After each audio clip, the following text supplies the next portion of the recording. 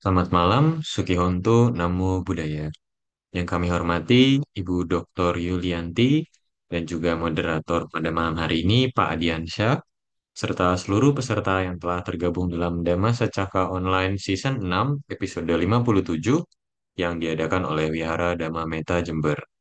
Sungguh sangat berbahagia di hari yang baik ini bahwa bintang tamu kita adalah seorang senior yang sangat menginspirasi kita semua, Dr. Yulianti. Sebelumnya, perkenalkan saya Kevin Widarta yang akan memandu acara pada malam hari ini. Sebelumnya, mari kita awali kegiatan ini dengan bersama-sama melakukan penghormatan dengan membacakan nama kara kita. Arahang Samma Sambuddho Bhagawa Buddhang Bhagawantang Abhiwademi Swakhato Bhagavata Dhammang Massami Supatipanno Bhagavato Sawaka Sangho Sanghang Namami.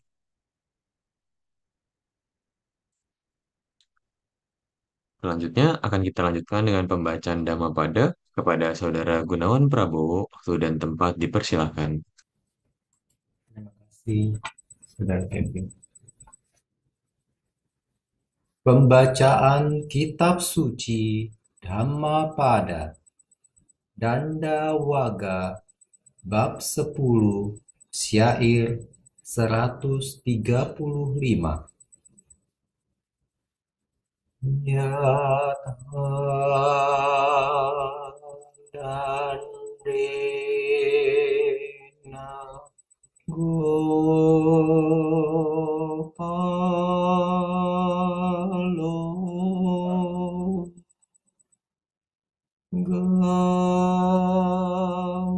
gao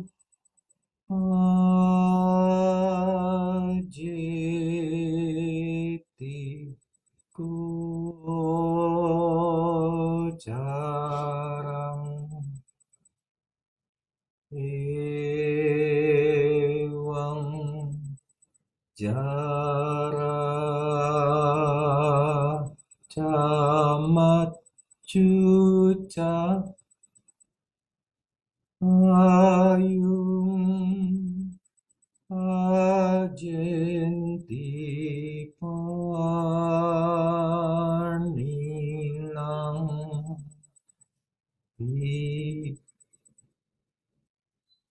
bagaikan seorang gembala menghalau sapi-sapinya dengan tongkat ke padang rumput. Begitu pula umur tua dan kematian menghalau kehidupan semua makhluk. Sadu, sadu, sadu. Terima kasih kepada Saudara Gunawan Prabowo, syair yang indah pada malam hari ini. Sebelum kita melanjutkan acara kita pada malam hari ini, marilah kita mengenal moderator kita pada malam hari ini, yaitu Pak Adiansyah. Adiansyah lahir di Jakarta pada tahun 1980. Beliau juga berkarir sekitar 20 tahun di bidang finansial dan akuntansi. Saat ini dipercaya sebagai bisnis controller di salah satu grup perusahaan pelayaran nasional. Dan juga terkait dengan Dhamma, beliau membantu sebagai dosen di STAB Dharma Widya Tangerang dan juga aktif sebagai pengurus Yayasan Bigut yang bergerak dalam pemberdayaan guru-guru agama Buddha di daerah terpencil. Kepada Pak Diansyah, waktu dan tempat kami persilahkan. Baik, selamat malam Bapak Ibu, di saudara-saudara sedama dimanapun berada. Semoga dalam keadaan sehat sejahtera. Bersama kita telah hadir eh, narasumber kita yang sangat kompeten, Bu Yulianti. Selamat malam, Selamat senang malam, bisa Mas berjumpa Jaya. lagi. Selamat Eh, malam. Mungkin Bapak Ibu yang belum pernah kenal dengan Bu Yulianti, kita akan bacakan sedikit database-nya ya tentang Bu Yulianti. Siapa beliau? Dr. Yulianti, BAMA, adalah dosen di Departemen Sejarah Fakultas Ilmu Budaya dan juga CS UGM. Ya. Beliau memperoleh gelar PhD di Leiden University UGM 2020. Disertasi PhD-nya berfokus pada peran keturunan Tionghoa dan berbagai jaringan dan lembaga dalam kebangkitan agama Buddha di akhir era kolonial dan awal kemerdekaan Indonesia. Jadi di sekitar tahun 1900 sampai dengan 1050-an. Naskah tersebut atau disertasi tersebut baru-baru ini diterbitkan oleh Leiden University Press pada tahun 2024. Karya-karyanya berusaha membawa Indonesia dalam perspektif dalam historiografi Buddhisme di Asia Tenggara. Minat penelitian dan publikasi beliau mencakup topik tentang kolonialisme dan agama di Indonesia, Buddhisme maritim di Asia Tenggara, agama dan lingkungan di daerah pedesaan di Jawa, dan warisan agama serta budaya material. Jadi, wah ini biografi yang narasumber, walaupun singkat cukup padat ya Bu Yulianti ini. Welcome, welcome Bu Yulianti. Kita ikut senang sekali. Dan topik kita terakhir sebelumnya juga cukup langka ya, Unexplored Story 1 ya Bu Yulianti waktu itu ya kita. Nah ini tema kita pada malam ini adalah marginal ke sentral, kiprah para wanita pembangkit agama Buddha di Indonesia ya Bu Yulianti. Mungkin sepintas nih Bu Yulianti, ini temanya agak menggelitik ini karena eh, biasanya ketika kita bicara kebangkitan agama Buddha, biasanya kita image-nya pasti dengan kaum monastik ya, dengan para biku ya, para bante Betul. gitu. Di Unexplored Story 1 kita udah sedikit mengupas, ternyata peran umat awam cukup besar ya, seperti itu ya Bu Yulianti. Betul Nah ini ya. kayaknya lebih apa? Lebih menggelitik lagi karena image-nya mungkin kan bapak-bapak gitu ya, kaum bapak gitu ya. Om-om gitu ya yang lebih banyak berperan dalam istilahnya menggebum bawa panji-panji gitu ya, menancapkan panji-panji Buddhisme kembali di Nusantara seperti itu. Tapi ini ternyata para ibu-ibu kayaknya berarti ya, para wanita ya, peranan wanita yang akan kita highlight pada kesempatan malam ini. Dan ini kita kan masih bicara konteks 1900-an sampai 1050 berarti ya Bu Yulianti ini kan. Iya, Era betul, di betul mana Pak Adi ya. peran wanita itu masih sangat sangat terbatas bisa dibilang ya di era itu ya, betul nggak sih? Mhm. Betul ya, Tidak hanya ya. di Indonesia tapi juga di dunia gitu ya. Mhm. Ya, tapi sebenarnya Indonesia Apa agak yang unik terjadi? ya. Ah, Ya, agak unik ini. Indonesia agak Iya, unik. heeh. Jadi apa yang menarik ke minat Bu Yulianti untuk bisa masuk ke penelitian ini atau ke tema ini gitu sebelumnya mungkin Bu Yulianti. Jadi sebenarnya ini adalah salah satu Mhm. bagian kecil dari Heeh. eh, penelitian saya sebelumnya Mhm. ya yang sudah Mhm. dipublikasikan di Leiden University Press buku. Mhm. Mungkin saya Mhm. mau memperlihatkan bukunya. Wah, itu dia Bapak Ibu ya, luar Ini biasa. sambil Pure promosi. happy. Iya. Ini apa namanya untuk sekarang mungkin Mhm. saya nggak tahu apakah sudah tersedia online atau belum, tapi uh, ini ada beberapa kopi yang dikirimkan oleh Heeh. penerbit. Mhm. Jadi kembali lagi pada temanya tadi, itu adalah Mhm. sebenarnya ini bagian kecil saja ya, Oke. yang waktu Mhm. saya meriset itu sumber-sumber yang saya temukan Mhm.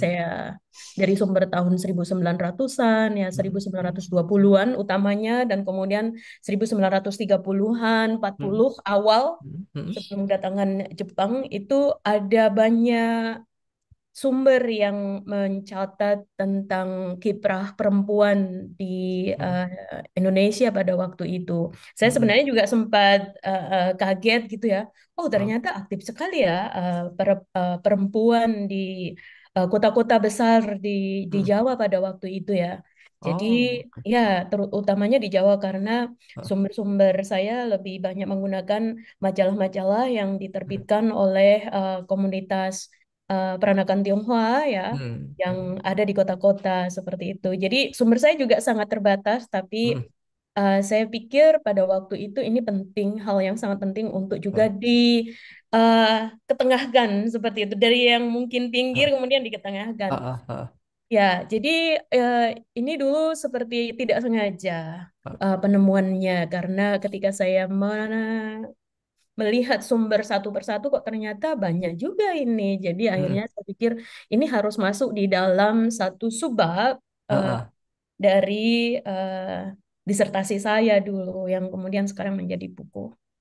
Oke, berarti Ya, artinya kalau kita memang berarti kita ini hanya dari penelitian ini juga hanya snapshot sedikit sampling daripada para Sri Kandi Indonesia di era itu ya, Bu. Karena mungkin di yang tidak terpotret di sana di daerah-daerah di luar Jawa juga tidak ya kalah bisa. dinamisnya, cuma memang nggak ter snapshot aja seperti itu, betul nggak Ya, nih? betul Gitu ya. berarti ya. Itu mungkin salah satu apa ya keterbatasan dalam Ah, penelitian eh, atau sebenarnya juga apa ya bahwa penelitian sejarah itu sangat tergantung pada hmm, hmm, sumber-sumber yang ada pada waktu itu. hmm, Jadi hmm, di tapi saya yakin ya ada mungkin karena ada juga majalah-majalah yang diterbitkan misalkan di Manado misalkan hmm, atau di Kediri. hmm, hmm, Tapi temuannya pun juga sangat terbatas. Tapi ada hmm, report yang hmm, mengatakan bahwa ada komunitas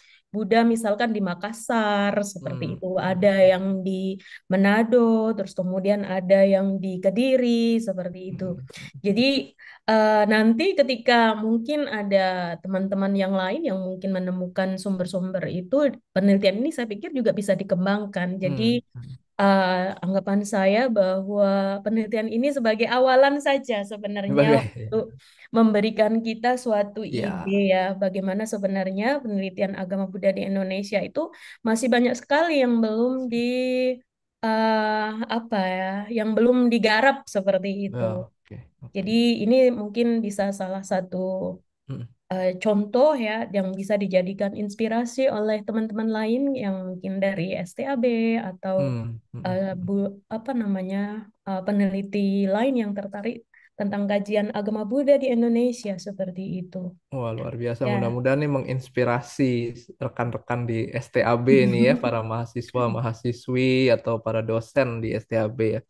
Sebelum kita deep dive ke Indonesia nih, Bu Yulianti Ya, nih, mungkin sekedar konteks di era 1900 sampai 1050 itu, kalau di wilayah lain di Asia Tenggara, kayak gimana sebetulnya peran wanita dalam Buddhisme ini? Atau ada konteksnya seperti apa pada waktu itu? Kalau mungkin ada gambaran sedikit. saya menyebutkan di Ah, dalam penelitian saya itu sebenarnya bahwa dalam mm, mm, apa namanya studi-studi yang saya baca ya hasil studi yang saya mm, baca tentang tulisan sejarah agama Buddha di berbagai wilayah, misalkan di Sri Lanka atau di Myanmar ya.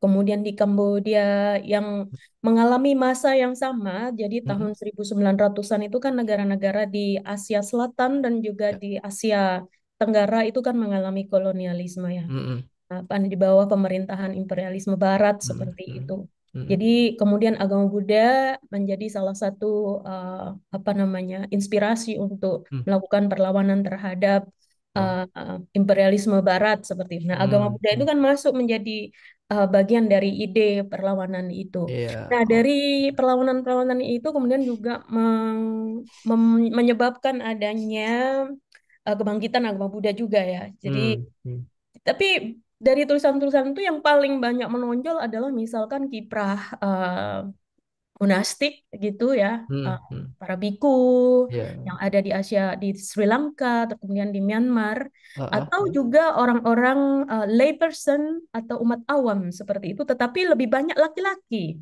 Ya, Oh, oke. ya, Jadi kalau jadi di luar di Asia Tenggara yang kita tahu justru lebih banyak istilahnya narasinya lebih cenderung laki-laki ya Bu ya, Ya, betul. pembicara. Ya, Oke. banyak laki-laki. Ya, Heeh, jadi oke. makanya tadi di depan saya bilang bahwa oh, di Indonesia ini ternyata sedikit unik karena di Indonesia Heeh. berbeda dengan wilayah-wilayah di Asia Selatan dan Asia, Oke.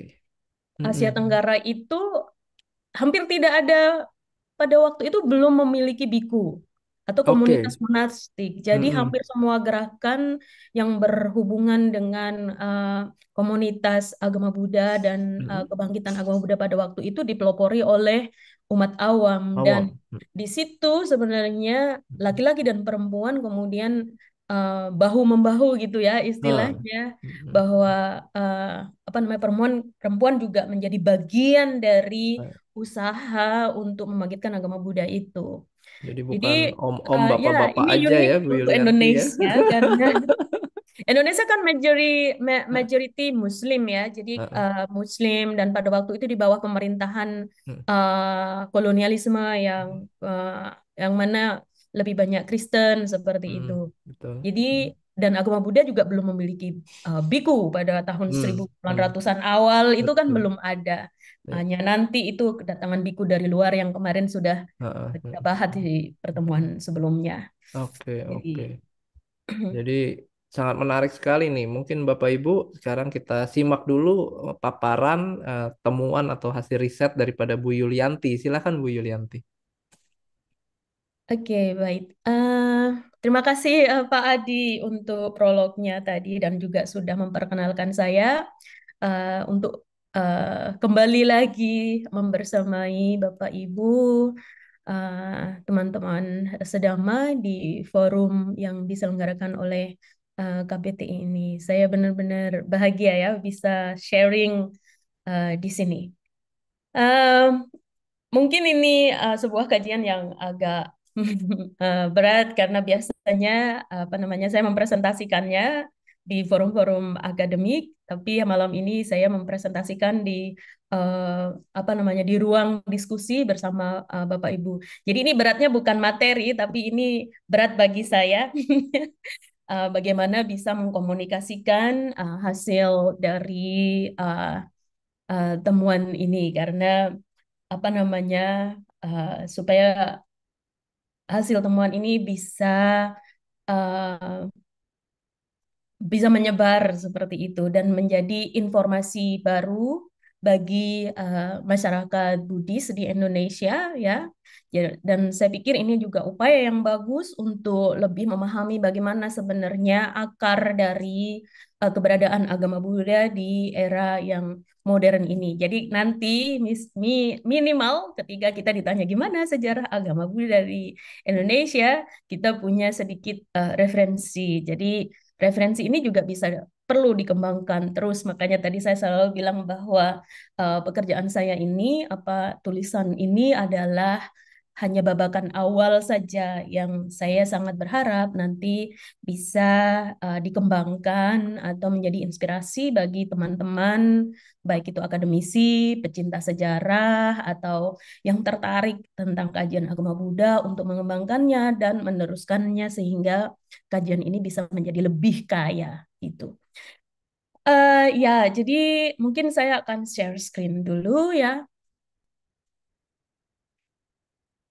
Oke, jadi tadi sudah diawali oleh Pak Adi di depan ya tentang bagaimana sih asal muasalnya uh, tulisan ini seperti itu yang sudah saya ceritakan. Jadi sebenarnya ini hanya bagian kecil saja dan jauh ya waktunya benar-benar di masa lampau, tidak di masa sekarang. Tapi saya pikir kalau kita berbicara tentang kiprah perempuan, kalau judul ini adalah kiprah perempuan dalam kebangkitan agama Buddha di Indonesia, kita juga bisa sebenarnya melihatnya dengan cara baca yang lain, misalkan kiprah perempuan dalam agama Buddha di Indonesia. Jadi untuk melihat apa namanya, bagaimana kiprah perempuan uh, Buddhis dalam kebangkitan agama Buddha di Indonesia pada masa sekarang. Jadi ini sebenarnya bukan bukan sesuatu yang asing gitu ya. Jadi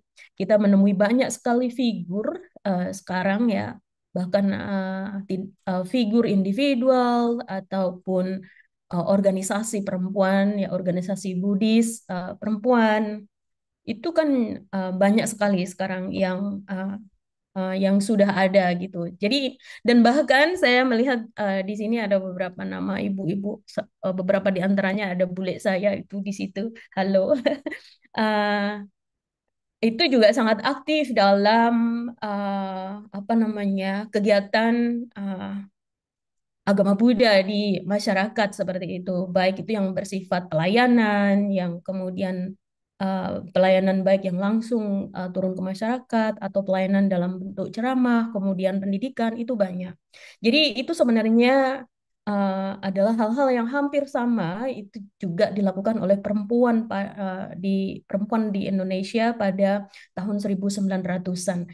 Jadi pertanyaannya kalau di dalam sejarah itu kan selalu bertanya sejak kapan kemudian para perempuan ini aktif dalam kegiatan keagamaan Buddha di Indonesia dan bagaimana mereka melakukannya dalam bentuk yang seperti apa gitu. Jadi Bapak Ibu, rekan-rekan eh, yang tertarik pada uh, agama Buddha atau sejarah agama Buddha di Indonesia bisa melihat gambar yang ada di sebelah kiri ini ya, kiri saya. Itu di sini ada biku, terus kemudian ada uh, laki-laki, kemudian ada perempuan, kemudian ada dua perempuan di sini. Ini adalah sebuah ilustrasi yang sebenarnya dulu menjadi cover dari majalah Buddhis yang terbit di Surabaya. Jadi nama majalahnya Buddhis, majalah pelajaran agama Buddha yang diterbitkan di Surabaya. Dari gambar ini sebenarnya kita bisa melihat bagaimana bahwa ilustrasi ini bukan hanya sekedar ilustrasi saja, tetapi juga menjadi bagian dari realitas yang ada di masyarakat Buddha pada waktu itu, bahwa oh ternyata ada uh, uh, biku, kemudian ada pengikut umat awam, ada pengikut umat Buddha. Kemudian kita bertanya mereka perannya seperti apa dalam kebangkitan agama Buddha ini. Majalah ini terbitnya tahun 58. Jadi kalau kita melihat tahun 58 itu sudah ada biku, makanya di sini ada ilustrasi seorang biku di sini. Nah, tapi kalau kita tarik waktunya ke belakang, jadi tahun 1900-an awal, 1920, 1930 itu Indonesia masih belum memiliki biku sendiri gitu. Jadi itu seperti udah general knowledge atau pengetahuan umum ya untuk umat Buddha di Indonesia. Jadi saya mau langsung aja ke materi kita. Sebentar. Ya, jadi kalau tadi ada pertanyaan yang menarik dari Pak Adi, bagaimana dengan agama apa namanya kebangkitan agama Buddha di wilayah-wilayah lain di luar Indonesia? Apakah juga ada peran perempuan di sana? Jadi tadi saya sampaikan bahwa di banyak studi itu lebih banyak didominasi oleh peran monastik ya, dan juga peran laki-laki di sana. Mengapa peran monastik itu lebih menonjol? Karena di negara-negara yang mayoritas Buddha, tentu saja mereka memiliki komunitas sangga di sana. Jadi kalau kita melihat contohnya Sri Lanka, itu mereka sudah apa namanya negara itu mayoritas Buddha, terus kemudian memiliki komunitas sangga yang juga sangat besar seperti itu. Demikian juga di Myanmar yang mayoritas Buddha, kemudian juga Kipra apa namanya peran para biku ini kemudian terlihat sangat menonjol gitu. Di Kambodia ya juga sama ya. Jadi tiga contoh negara ini adalah negara-negara yang hampir memiliki sejarah yang sama di Indonesia, pernah dijajah oleh bangsa Barat seperti itu. Jadi, nah Indonesia sebagai negara yang apa memiliki yang mayoritas Muslim ya pada waktu itu, jadi komunitas Buddha sangat kecil sekali di sana. Ada tapi sangat kecil dalam kelas kita sebelumnya kita sudah membahas itu. Jadi ada sedikit apa namanya kecil sekali komunitas agama Buddha di Indonesia dan mereka kebanyakan ada di wilayah perkotaan gitu. Jadi ada di Jakarta, ada di Bogor, terus kemudian ada di Semarang, kemudian ada di Makassar, ada di Kediri seperti itu. Jadi belum belum sampai pada wilayah-wilayah perdesaan seperti hari ini gitu. Nah, itu gambarannya ya keadaan agama Buddha di tahun 1900-an itu. Nah, yang membedakan di Indonesia itu menurut hasil penelitian ini adalah bahwa ketidakberadaan eh, komunitas monastik atau sangga pada tahun 1900-an awal itu justru memberikan ruang yang besar sekali bagi umat awam di Indonesia. Jadi gerakan awal untuk membangkitkan agama Buddha di Indonesia ini lebih banyak dimotori oleh umat awam karena memang tidak ada biku pada waktu itu. Jadi minggu dulu kita berdiskusi tentang hadirnya organisasi baik itu yang dibangun oleh orang Barat ya, orang Belanda, terus kemudian organisasi yang dibangun oleh masyarakat Tionghoa, terus kemudian organisasi Samkohwe atau Tridharma hari ini seperti itu. Jadi organisasi-organisasi itu semuanya adalah organisasi umat awam gitu. Nah, pembangunan atau pendirian organisasi itu kemudian melibatkan semua laki-laki dan perempuan. Jadi nanti kita bisa melihatnya dalam presentasi ini. Jadi di Indonesia keterlibatan eh, perempuan itu penting dalam proses kebangkitan agama Buddha. Jadi kalau kita berbicara tentang perempuan pada periode itu adalah merefer pada perempuan yang memiliki pendidikan seperti itu. Itu yang pertama. Karena mereka memiliki akses untuk membaca, terus kemudian mereka memiliki akses untuk belajar bahasa baru seperti bahasa Inggris ataupun bahasa Belanda sehingga mereka bisa membaca karya-karya yang ada pada waktu itu dan kemudian menjadi inspirasi mereka untuk terlibat dalam pengajaran agama Buddha. Jadi uh, ini mengapa kemudian para perempuan yang ada pada waktu itu tuh juga mereka yang berada di kota-kota karena pada masa penjajahan itu pendidikan hanya terbatas berada di perkotaan ya yang lebih banyak dan kemudian juga hanya bisa diakses oleh komunitas-komunitas tertentu atau masyarakat dengan dalam kelas tertentu misalkan priayi atau memiliki uh, apa namanya ekonomi yang lebih kuat misalkan seperti itu terus kemudian mereka bisa mengakses pendidikan itu. Nah, akses-akses itu sangat terbatas di wilayah-wilayah urban atau perkotaan itu. Nah, hasil dari penelusuran saya itu adalah bahwa para intelektual perempuan ini berpartisipasi dan berlaku sebagai media atau kita sebutnya sebagai agensi gitu ya. Jadi orang yang menjadi medium untuk atau yang menjalani gitu, menjadi bagian dari sebuah upaya gitu. Jadi mereka terlibat dalam organisasi, terus kemudian dalam kegiatan memproduksi ilmu pengetahuan tentang agama Buddha, baik itu yang berupa tulisan karya sastra seperti apa namanya cerita, terus kemudian gambar, menerjemahkan eh, cerita apa namanya seperti misalkan cerita ya saudara seperti itu dalam bahasa Inggris diterjemahkan ke dalam bahasa Melayu pada waktu itu belum bahasa Indonesia. Terus kemudian juga ceramah tentang agama Buddha yang diberikan di misalkan di kelenteng-kelenteng atau di tempat-tempat diskusi agama Buddha gitu. Jadi kalau dulu itu karena belum ada wihara seperti sekarang itu kan wihara udah banyak sekali gitu ya. Satu tempat misalkan di Temanggung itu ada puluhan, ada 40-an gitu. Tapi kalau tahun 1900-an ini masih belum ada wihara, jadi tempatnya pun sangat terbatas. Jadi lebih banyak dilakukan di kelenteng-kelenteng terus kemudian di tempat-tempat diskusi tentang agama seperti itu. Terus kemudian mereka juga terlibat pada pengelolaan dan penerbitan majalah. Jadi saya menyebutnya bahwa mereka ini juga em, berlaku aktif dalam aspek manajerial seperti itu.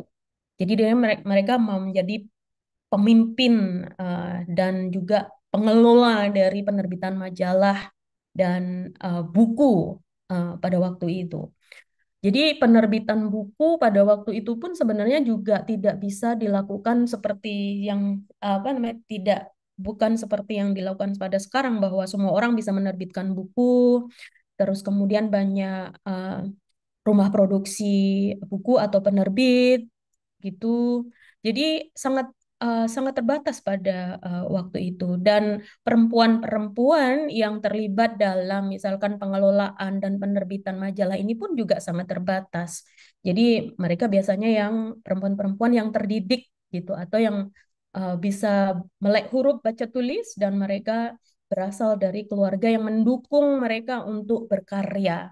Jadi kalau kita berbicara tentang perempuan, dukungan atau situasi mereka itu juga turut mempengaruhi. Jadi dari mana dukungan mereka untuk melakukan semua itu berasal gitu. Entah itu dukungan kultural, dukungan keluarga, dukungan sosial itu kemudian menjadi sangat penting untuk juga dipertimbangkan gitu.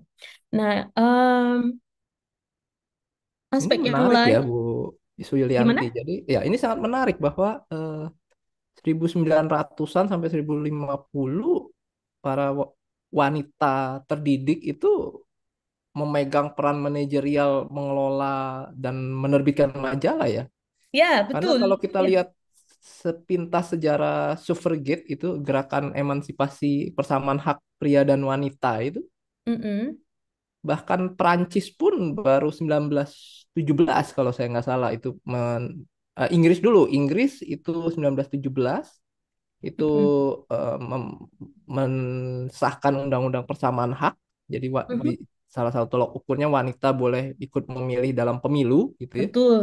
Perancis itu 1944 gitu. Iya, iya, Nah, iya, iya. nah itu sebenarnya jadi kalau di era ini wanita di Nusantara lah ya istilahnya pada era itu Mhm. kalau sudah bisa memegang peranan seperti ini cukup kayaknya unik dibandingkan negara Asia Tenggara lain kayaknya nih justru nih Bu Yulianti sepintas saya lihat ya.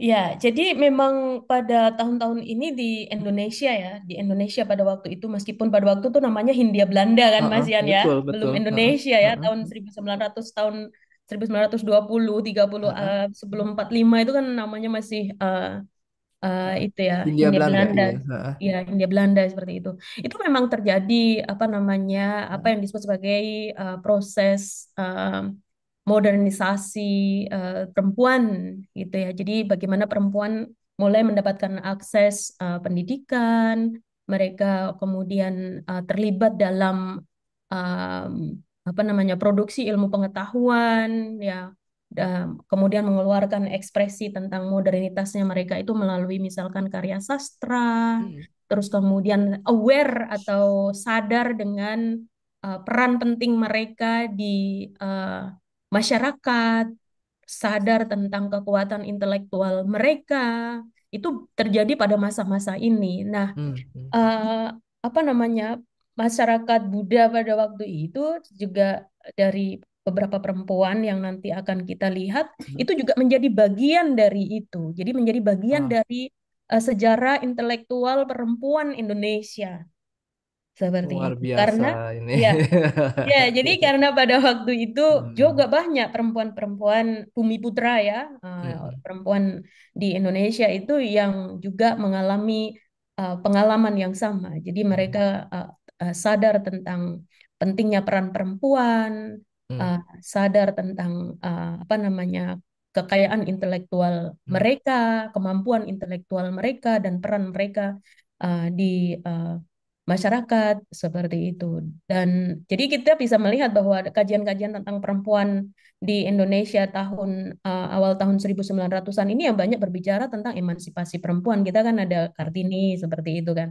Terus kemudian juga ada apa namanya perempuan-perempuan misalkan yang berasal dari Minang, Sumatera sana ya, yang juga menulis banyak karya sastra ini. Nah, jadi kalau kita mengkontekskan perempuan Buddhis ini adalah sebenarnya mereka menjadi bagian Nah, dari kebangkitan intelektual perempuan. betul, suffragette juga bagian dari itu ya, Ya, ketika gelombang 1920-an Amerika, 1918-an Inggris seperti itu ya, bagian dari gelombang emansipasi wanita era itu ya. Iya, ya betul ya. betul. Iya. Ya, jadi nanti kita bisa lihat di beberapa karyanya mereka itu sangat Hmm, kritis sekali ketika membicarakan tentang oke. agama, membicarakan Nah, tentang perempuan, tentang apa namanya partisipasi perempuan di sosial. Itu sudah ada di tahun dan ini kita 1900. bicara konteks masih kolonial padahal masih Hindia Belanda ya, Bu Iya, Yulianti, betul, belum ya. Indonesia nih Ya, kita bicara gitu ya. betul ya. Jadi apa yang terjadi hari ini sebenarnya adalah Ah, sebuah keberlanjutan gitu ya. hmm, Keberlanjutan dari apa namanya realitas sejarah gitu loh yang memiliki perjalanan yang cukup panjang gitu kan. Tapi mungkin kan pasti berbeda dengan yang sekarang ya. Karena kalau hmm, sekarang kan uh, sangat free, siapa saja hmm, sebenarnya bisa melakukan itu. Tapi di periode hmm, kolonial itu kan hanya masyarakat tertentu saja yang sebenarnya bisa mengakses pengetahuan, ilmu, dan kemudian apa namanya em, apa fasilitas-fasilitas yang misalkan seperti memiliki penerbitan dan menerbitkan hmm. buku misalkan Tapi seperti mungkin itu. itu yang lebih menarik ya Bu, bahwa dengan segala keterbatasan, ya nggak sih, keterbatasan era itu, dengan situasi masyarakat yang juga masih sangat apa, masuk misoginis gitu ya istilahnya, Ya, mereka mampu bukan cuma muncul ke permukaan, tapi do something yang kemudian membawa efek besar dan jangka panjang sampai sekarang mungkin ya Bu Yulianti. betul, ya, ya, ya. Dan itu dimulai dari sini ya. Saya pikir ini adalah Ah. awal ya. Jadi Hmm, bagi hmm. para ibu, kakak-kakak yang sekarang menjadi aktivis Buddha, Ah, kita ah. perlu mengetahui akar dari apa Akarnya namanya. betul. Ya, Kita berutang budi ini banyak pada bisa jadi oma-oma kita ini ya. oma-oma ini, Udah oma dong great ya great sekarang ya. great Benar kan? Kalau kita grandparents omanya kita, maybe ya. iya Um, grandparents sih. jadi Baik ini baik. Nah, menarik. Silakan dilanjut Bu iya, Yulianti. jadi yang selanjutnya adalah networking. Jadi kemampuan mereka untuk berjejaring, itu saya pikir itu adalah kemampuan intelektual dan sosial dan personality yang sangat luar biasa yang sebenarnya juga berkembang pada waktu itu. Jadi bagaimana mereka bisa membangun jejaring dengan berbagai bangsa karena pada waktu itu di Indonesia juga tidak hanya orang Indonesia saja, misalkan tidak hanya orang Bumiputra atau Tionghoa saja yang ada di sana, tetapi juga ada bangsa lain, misalkan orang-orang apa namanya Eropa seperti Belanda, terus kemudian juga ada orang dari Sri Lanka, misalkan dari apa namanya uh, India juga pada waktu itu. Jadi mereka kemudian membangun jejaring itu dan menjadi partner dari usaha mereka dalam membangun ya uh, pengetahuan tentang Buddhism pada waktu itu. Jadi kemampuan ini yang terekspresi dalam apa namanya sumber-sumber yang diterbitkan pada dari tahun 1930-an sampai tahun 1950-an gitu. Jadi kemampuan networking kalau kita boleh highlight atau kita boleh menekankan itu adalah kebangkitan agama Buddha ini sangat tergantung pada peran ini, peran para figur-figur pada waktu itu. Jadi bagaimana mereka bisa mendirikan organisasi, kemudian memiliki upaya untuk memproduksi ilmu pengetahuan, jadi menghasilkan ilmu pengetahuan baru, menghasilkan pengetahuan baru tentang agama Buddha pada waktu itu, baik melalui tulisan-tulisannya yang berupa karya sastra ataupun ceramah-ceramah yang kemudian ditranskrip kemudian diterbitkan, ataupun juga upaya mereka dalam membuat majalah-majalah baru. Jadi upaya di Indonesia pada waktu itu adalah lebih banyak dipengaruhi lebih banyak menekankan pada penerbitan gitu. Jadi karya-karya yang ditulis kemudian diterbitkan sehingga karya itu bisa dibaca dan diterima oleh komunitas-komunitas yang lebih luas gitu. Dan juga kemampuan networking mereka, berjejaring, bersosialisasi itu. Jadi uh, saya sangat melihat bahwa networking ini sangat penting karena tidak ada upaya yang bisa berhasil ketika dia tidak membangun jejaring dengan figur atau komunitas lain gitu. Nah, periode ini memperlihatkan bahwa orang-orang Buddhis di Indonesia itu mereka membangun jejaring yang lebih luas. Jadi bahkan keluar dari Indonesia. Mereka membangun jejaring dengan Sri Lanka, mereka membangun jejaring dengan Singapura misalkan, Malaysia misalkan. Ya, dulu mereka satu negara sebelum pecah menjadi Singapura dan Malaysia. Jadi saya pikir ini kita bisa berefleksi bagaimana dalam organisasi Buddhis sekarang pun ya dalam upaya me, melanggengkan pengembangan agama Buddha di Indonesia sekarang pun aspek-aspek ini juga penting.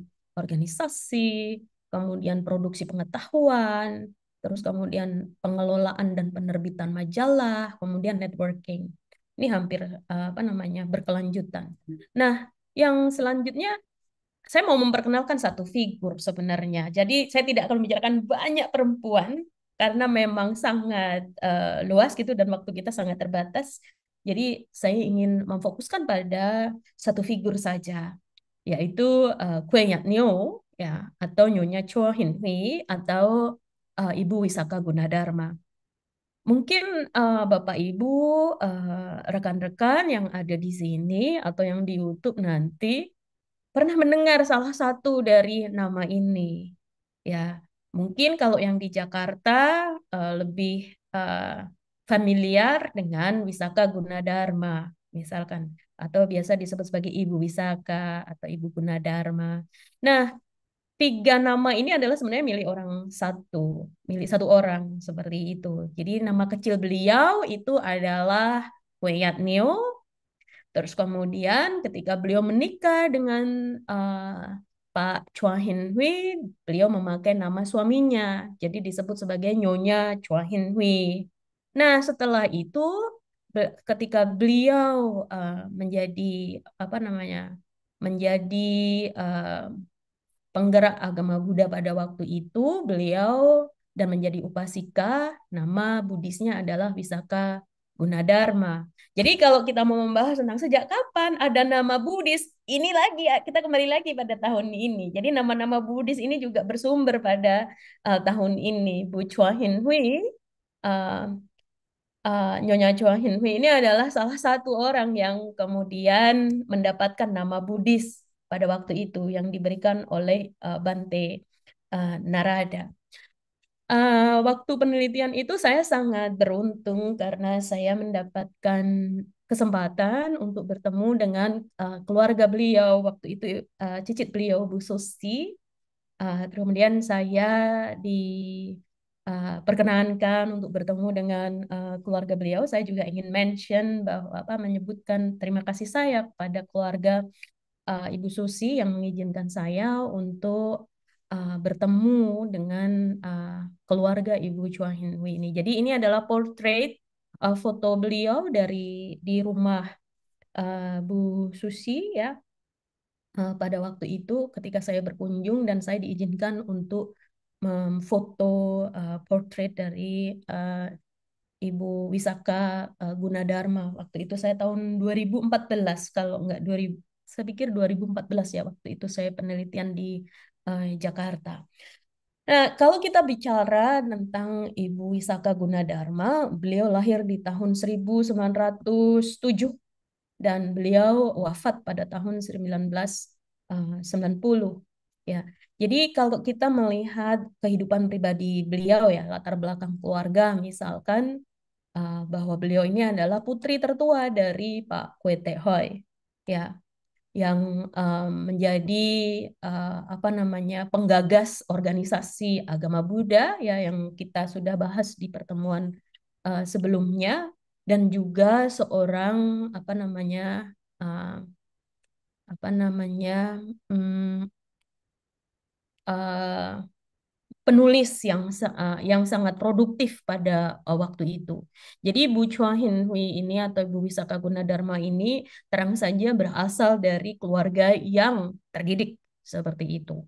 Jadi dari keluarga yang sangat apa namanya tidak hanya melek huruf saja pada waktu itu, tetapi very literate, terdidik seperti itu.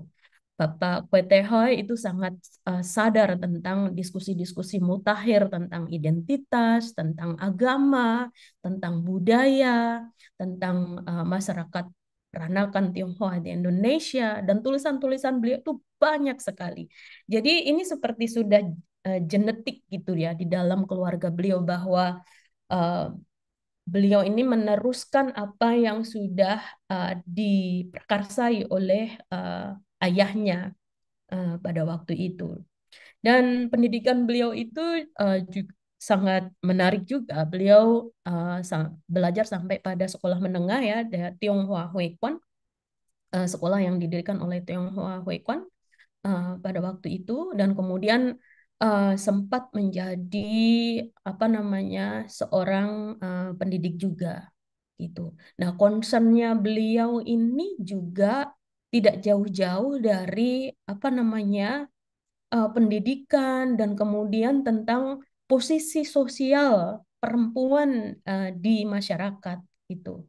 Jadi pendidikannya, kehidupan sosialnya, latar belakang keluarganya ini menjadikan beliau sangat sadar tentang pentingnya perempuan di masyarakat pada waktu itu. Jadi beliau sangat sadar tentang emansipasi, ide-ide tentang emansipasi perempuan, terus kemudian apa namanya peran perempuan di keluarga dan di masyarakat, bahkan di agama. Nanti kita bisa melihat karya-karya beliau itu sangat kritis seperti itu. Ya, dan itu menunjukkan bahwa beliau pada waktu itu benar-benar perempuan yang sangat cerdas gitu. Saya membaca itu dan wow, apa namanya amazing ya, pemikiran-pemikiran beliau pada waktu itu, dan dari sana lahir banyak tulisan-tulisan tentang agama Buddha gitu. Jadi beliau Bu Chua Hin Hui ini seperti yang saya sampaikan tadi, bahwa pendidikan beliau ini yang sangat menentukan, karena tanpa pendidikan ini beliau tidak bisa apa namanya me- apa namanya memberikan sebuah keberlanjutan dan berperan dalam pengadaan pengetahuan tentang agama Buddha, baik itu melalui organisasi ataupun publikasi beliau. Dan yang paling penting adalah beliau juga menguasai bahasa Inggris dengan fluent, yang nanti beliau yang akan menjadikan beliau sebagai translator atau penerjemah ketika masyarakat Buddha di Indonesia mendapat kunjungan dari Biku Narada dari Sri Lanka. Nah, beliau itu mengawali apa namanya karirnya sebagai seorang apa ya intelektual itu adalah dengan atau melalui publikasi. Beliau mendirikan majalah bulanan bernama Manblat Istri. Jadi sebelum ada apa namanya tulisan-tulisan beliau dalam tentang agama Buddha, itu beliau sudah mendirikan satu majalah sendiri gitu, tentang majalah istri namanya. Kalau pada era kolonial itu yang namanya istri itu bukan yang sudah bersuami, perempuan yang sudah bersuami, tapi melingkupi perempuan seperti itu, ya. Jadi tidak berarti orang yang sudah bersuami, tetapi itu bisa melingkupi perempuan pada umumnya juga. Dan melalui majalah ini dia apa namanya, lebih memperlihatkan tentang standar apa budaya-budaya Tiongkok ya yang beliau pahami sebagai seorang keturunan Tionghoa yang sudah ada di Indonesia sekian bergenerasi-generasi gitu ya, dan kemudian melihat bagaimana sebenarnya seorang perempuan keturunan Tionghoa yang sudah ada di Indonesia bergenerasi-generasi itu harus berinteraksi dengan budaya baru yang dibawa oleh bangsa Barat di Indonesia pada waktu itu. Jadi singkatnya beliau menyebutkan bagaimana menjadi seorang perempuan yang modern pada waktu itu tanpa harus meninggalkan akar budayanya gitu. Jadi itu adalah diskusi-diskusi yang menurut saya sangat kritis ya pada waktu itu, bahwa dia melihat apa namanya, dua sisi atau dua realitas sosial yang ada pada waktu itu bagi seorang perempuan yang uh, bahwa dia hidup di perkotaan dan kemudian juga perempuan terdidik seperti itu yang memiliki interaksi dengan golongan masyarakat yang lain, juga pengaruh ide-ide dari bangsa Barat juga. Lalu bagaimana interaksinya harus dibangun seperti itu, dan bagaimana menjadi perempuan modern pada waktu itu tanpa meninggalkan akar budayanya. Jadi kalau kita sekarang pun kita sebenarnya kayak masih melakukan diskusi-diskusi seperti itu kan. Jadi misalkan bagaimana agama Buddha menghadapi era modern ini, atau bagaimana uh, pemuda, kelompok masyarakat muda itu menghadapi uh, dunia modern sekarang ini. Nah, ini tahun 30-an diskusi itu juga sudah muncul gitu. Jadi majalah ini yang Manblat Istri ini mengetengahkan juga masalah-masalah sosial ya yang ada pada zamannya beliau ini. Jadi misalkan seperti emansipasi perempuan, pendidikan dan pekerjaan, kemudian hubungan perkawinan, kemudian menurunnya moral generasi muda dan excuse me yang lainnya seperti itu. Jadi ini masalah-masalah sosial yang pada waktu itu sama Bu Chua Hin Hui atau Ibu Wisaka Dharma ini ditangkap dan menjadi isu yang didiskusikan dalam majalahnya ini. Nah, kita bisa bayangkan bahwa seorang intelektual perempuan pada waktu itu yang sudah aware atau sudah sadar tentang pentingnya peran perempuan ya dalam konteks yang lebih luas, dan kemudian ketika dia menjadi bagian dari gerakan agama Buddha pada waktu itu, tentu saja diskusi beliau tidak akan apa namanya melenceng jauh dari isu-isu yang memang sudah beliau tangkap gitu, isu-isu sosial yang beliau tangkap. Dan ini juga apa namanya kemampuan beliau menangkap isu sosial ini juga menggambarkan keintelektualan dan juga kejernihan pikiran, saya pikir. Jadi bagaimana beliau sangat sensitif dengan realitas-realitas sosial yang dihadapi oleh kelompok masyarakat perempuan misalkan pada waktu itu, dan penting untuk diangkat gitu atau didiskusikan, kemudian di uh, di tidak dimarginalisasikan seperti itu. Jadi eh, saya akan bergeser ke diskusi tentang Ibu Wisaka Gunadarma ini. Jadi sebenarnya tulisan saya bukan yang pertama ya. Jadi sudah ada beberapa tulisan Bu tentang Ibu Chua Hin Hui ini di tempat-tempat lain. Jadi misalkan Fei Wei Chan itu dia menulis tentang beliau itu dari sisi uh, beliau sebagai seorang yang apa namanya terlibat dalam enterprising ya seperti itu. Jadi sebagai seorang penulis gitu, secara general sebagai seorang penulis gitu. Terus kemudian ada lagi yang menggambarkan beliau sebagai seorang jurnalis perempuan Indonesia, yang bagian ini ada ditulis di website di laman National Geography Indonesia ya 2013. Terus kemudian ada lagi juga tulisan Wei Chan juga menulis tentang profil seorang penulis perempuan di era kolonial pada waktu itu. Jadi kita bisa melihat bahwa Ibu Chua Hin Hui ini penting tidak hanya dalam konteks sejarah agama Buddha saja, tetapi juga penting dalam konteks sejarah perempuan di Indonesia, gitu ya. Jadi apa namanya, majalah istri atau Manblad Istri itu hadir sebelum beliau menelurkan karya-karya apa namanya tentang agama Buddha pada waktu itu.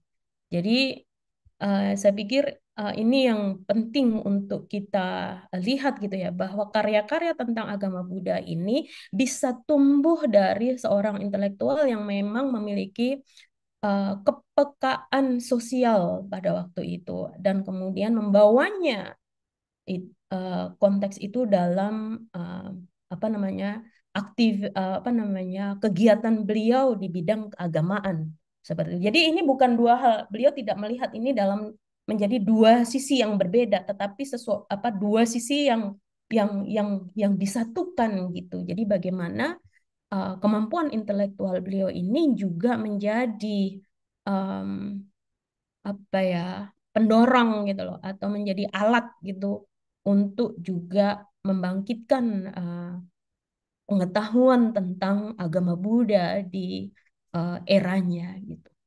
Jadi kadang apa namanya yang benar-benar saya pelajari dari Ibu Chua Hin Hui ini adalah tentang bahwa dia tidak memisahkan kehidupan agama beliau dengan realitas sosial, tapi mendialogkannya gitu. Bahkan mencari solusi-solusi masalah-masalah sosial itu dari pemahaman-pemahaman agama ataupun juga sebaliknya gitu. Nah, ini jejak beliau. Kita akan ke sini. Jejak Ibu Wisaka Gunadarma. Nah, beliau sebagai seorang perempuan modern pada waktu itu ya, seorang yang sudah menjadi penulis ya, intelektual perempuan, memiliki mendirikan majalah dan menjadi ketua dari majalah ya, itu ya. Jadi bagi dalam diskusi kita, partisipasi perempuan pada era itu menjadi salah satu ciri modernitas. Jadi perempuan yang memang sadar tentang apa namanya pentingnya uh, peran mereka di masyarakat seperti itu. Ya. Terus kemudian beliau menjadi interpreter pertama ya, yang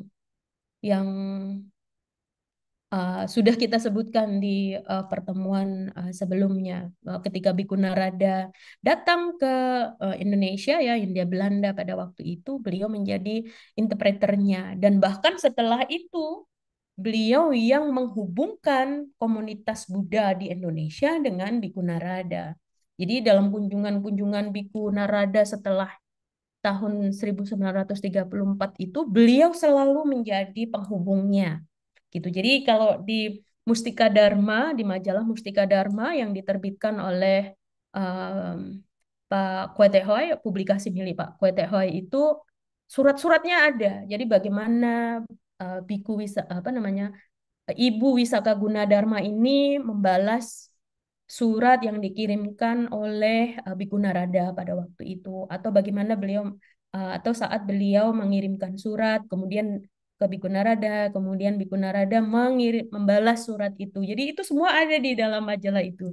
Jadi kalau sekarang kan mungkin udah nggak mungkin ya kirim kirim surat seperti itu. Tapi kalau zaman dulu tahun di era ini majalah-majalah itu sangat menarik karena isinya kadang berupa surat-surat ya, yang balas-balasan surat gitu atau kadang tidak setuju pun argumennya ditulis di dalam majalah gitu.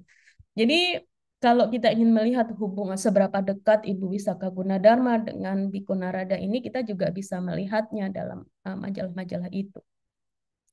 Nah, Ibu Wisaka Gunadarma ya, itu juga beliau aktif di organisasi.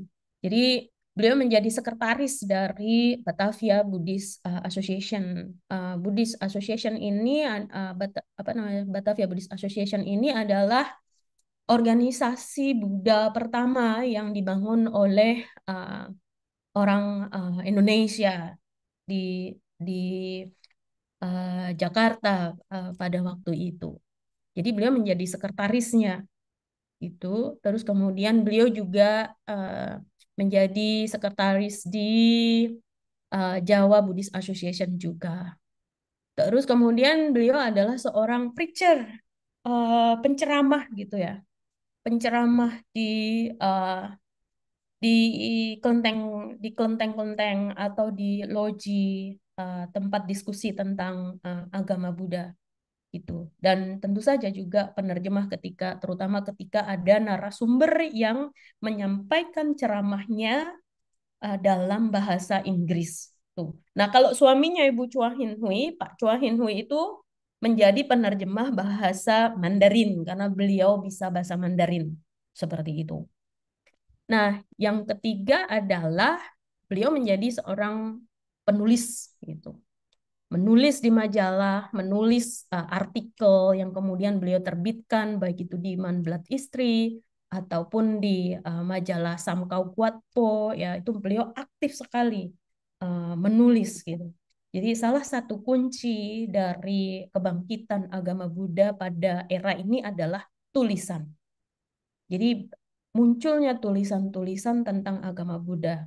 Jadi tulisan ini kadang tidak tulisan baru yang ditulis oleh mereka, tetapi mereka menerjemahkan tulisan-tulisan buku-buku yang kadang dikirim atau diterima oleh mereka dari network atau jejaring mereka. Itu baik itu dari orang yang bangsa Belanda ataupun yang dari Sri Lanka seperti Biku Narada. Nah, yang keempat adalah kemampuan beliau berjejaring atau saya menyebutnya sebagai diplomasi kultural gitu ya. Jadi beliau membangun jejaring atau sebenarnya apa ya, kenalan nih gitu ya. Membuat banyak kenalan gitu dari orang-orang berbeda bangsa gitu.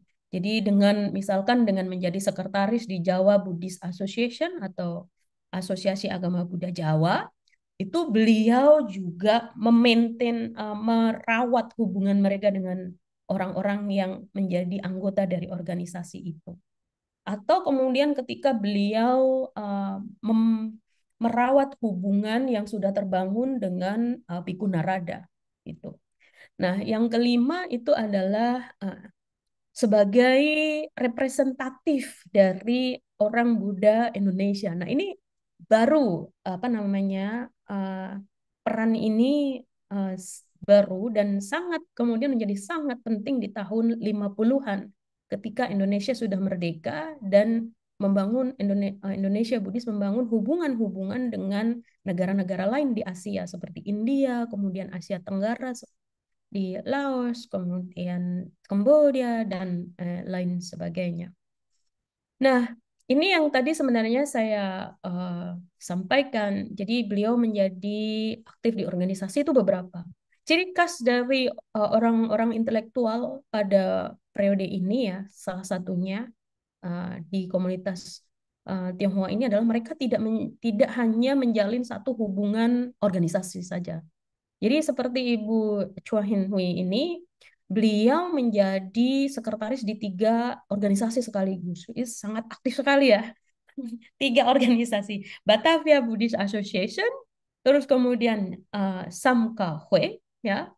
Terus kemudian menjadi sekretaris untuk penerbitan penerbitan majalah Samkau Guatpo, kemudian menjadi sekretaris di Jawa Buddhist Association. Jadi beliau ini selain bekerja untuk penerbitannya sendiri, Manblat Istri tadi, beliau ini juga aktif di organisasi-organisasi ini.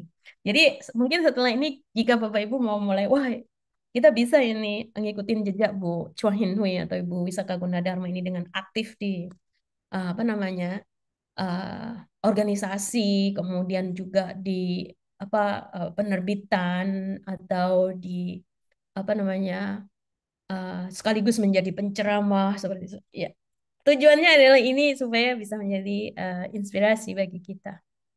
Terus kemudian yang kedua sebagai preacher itu adalah ceramah-ceramah beliau itu sangat khas. Ya, jadi beliau selalu mengkaitkan tentang isu sosial eh, dengan kiprah perempuan, peran perempuan, dan juga keagamaan. Jadi banyak sekali apa namanya tulisan-tulisan beliau itu yang kadang mengkritik tentang ketiadaan peran perempuan dalam agama misalkan, atau bagaimana beliau memberikan statement yang sangat kuat tentang betapa pentingnya peran perempuan di dalam agama dan juga di dalam masyarakat. Jadi sebagai seorang penulis ya yang tulisannya diterbitkan di majalah-majalah ini beberapa contoh yang saya berikan di sini. Jadi misalkan beliau menulis tentang agama dalam rumah tangga. Ini bahasanya belum bahasa Indonesia yang sudah distandarkan gitu ya. Jadi ini masih bahasa Melayu pasar pada waktu itu. Jadi agama Buddha dalam rumah tangga. Jadi beliau mengatakan bahwa rumah tangga ini menjadi apa namanya? Menjadi ruang penting gitu untuk memulai apa namanya ajaran-ajaran agama ini. Ya, beliau melihat itu. Dan lebih spesifiknya, perempuan penting lagi untuk mendidik generasi-generasi selanjutnya. Seperti itu. Jadi beliau benar-benar melihat bahwa perempuan ini adalah edukator gitu. Orang yang memberikan edukasi. Jadi bukan dia tidak melihat hanya perempuan sebagai ibu, tapi beliau memperlihatkan bahwa perempuan sebagai seorang edukator atau orang yang memiliki peran penting dalam edukasi, edukasi keluarganya, generasinya, seperti itu. Terus kemudian ada juga apa namanya dia melihat bahwa keluarga ini adalah di mana pengajaran tentang nilai-nilai ya, nilai-nilai luhur itu bisa dimulai gitu. Maksudnya keluarga ini menjadi tempat di mana nilai-nilai luhur ini pertama kali bisa diajarkan gitu. Jadi uh, bagi salah satu yang dia kritik pada waktu itu adalah ketika dalam keluarga tidak diajarkan tentang nilai-nilai luhur agama, misalkan seperti itu agama dan kemudian kebudayaan yang memang menjadi tradisi dalam keluarga itu menjadi salah satu kritik beliau bahwa seharusnya agama itu tidak uh, di di di apa namanya di ignore harusnya agama itu dianggap penting seperti itu dianggap penting dalam edukasi di keluarga dan juga untuk meneruskan apa namanya tradisi atau kebudayaan keluarga. Ya, ini adalah apa namanya karya-karya ini tentu saja adalah bagian dari yang beliau lihat ya sebagai realitas sosial pada waktu itu, realitas sosial yang kemungkinan paling dekat dengan beliau. Jadi beliau lebih banyak menekankan pada misalkan komunitas peranakan Tionghoa misalkan pada waktu itu dalam beberapa hal karena memang pada waktu itu di Batavia di Jakarta uh, orang-orang yang uh, terlibat dalam studi tentang agama Buddha atau tertarik dalam agama Buddha pada waktu itu adalah dari komunitas masyarakat Tionghoa seperti itu. Jadi beliau banyak kasus-kasus studi kasus yang beliau angkat itu adalah dari komunitasnya gitu. Nah, kemudian juga beliau mengkritisi tentang posisi perempuan Tionghoa dan agama seperti itu. Jadi beliau bilang bahwa uh, saya akan membacakan saja. Beliau menyebutkan, saya mengkut ya, dalam segala pergerakan apa saja di ini dunia tidak akan bisa menjadi ramai dan maju kapan kaum perempuan tidak ambil bagian. Jadi artinya adalah apapun gerakan yang ada di dunia ini tidak akan maju jika perempuan tidak ambil bagian atau tidak ikut berperan di dalamnya. Sebab natur sudah mustikan adanya yin and yang. Jadi kita bisa dilihat di sini. Beliau ternyata juga sangat apa namanya sadar dengan konsep yin and yang seperti itu ya. Jadi tidak hanya tentang agama Buddha, tapi beliau memiliki pengetahuan tentang atau kesadaran tentang konsep yin and yang seperti itu. Dan begitu jadi di mana ada lelaki harus juga terdapat orang perempuan buat jadi imbangan. Begitulah dari zaman dulu sekali kaum perempuan sudah mengambil kedudukan yang bukan kecil dalam politik, sosial agama, dan rumah tangga. Kalimat terakhir ini menjadi sangat penting karena beliau sangat menyadari tentang kedudukan perempuan. Jadi tidak hanya perempuan sebagai uh, dalam perannya sebagai ibu rumah tangga ya atau peran domestik, tapi juga bahwa perempuan-perempuan ini bisa dan penting untuk mengambil peran-peran dan kedudukan-kedudukan politik, sosial, dan agama. Jadi ini tahun 1930-an apa namanya ceramah ini diberikan oleh beliau dan kemudian ditranskrip dan diterbitkan seperti itu. Ya. Jadi kajiannya sangat serius ya.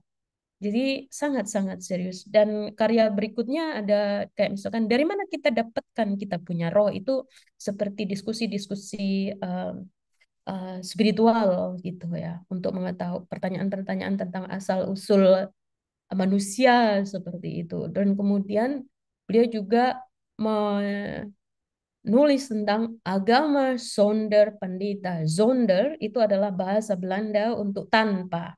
Jadi artinya adalah agama tanpa pandita. Jadi beliau bahkan menulis itu bagaimana sebenarnya pandita ya orang yang memiliki pengetahuan tentang agama ini penting untuk uh, apa namanya keberadaan agama itu sendiri gitu.